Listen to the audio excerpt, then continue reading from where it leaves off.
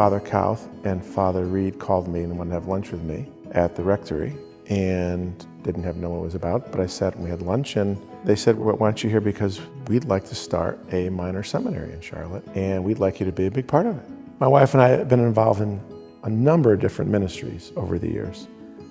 Still are, but I knew this one was going to be one for the ages. And as time went on, knowing the role I would play, it made it a lot easier to drop other things, to prioritize this one.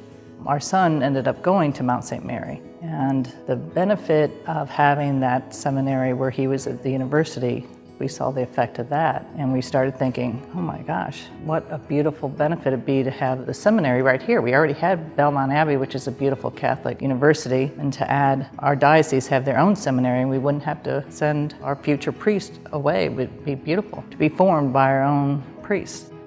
This wasn't a vain building project. This wasn't a vain effort. This was an authentic response to God's call. And we all know at the very least, it's going to pinch a little. Even me personally, there were some times I really questioned where this was going, and to see the dejection and the fits and starts and the failures, so to speak. But it never really deterred my belief in the beauty of what was really here. All those obstacles and all those little sufferings were just, to me, reminders of this is something we're called to do.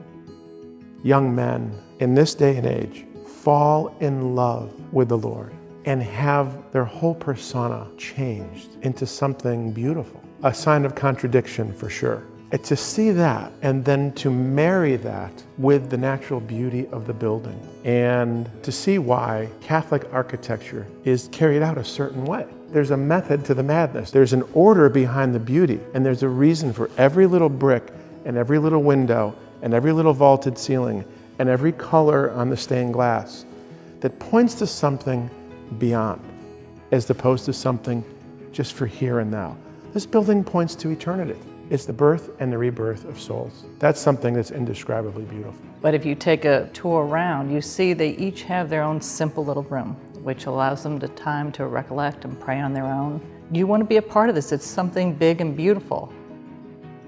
Come and see what our life is, what our vision is, what our prayer life is, what our social life is, what our student life is. You can see. My father's in the car business, and they used to say, just get them in the car. People have a little bit of objection. Come see the place, come spend an hour or two, sit in Vespers with them when they're inviting them. You have to see for yourself. You're invited to share in this beautiful life of grace that is happening right here in this diocese and in this building, that's going to be spread out into these parishes. And if they don't make it to the altar and hands laid on, they will go home and be holy, wonderful men of grace, holy husbands, holy fathers, holy leaders in the community, changing the world for Christ.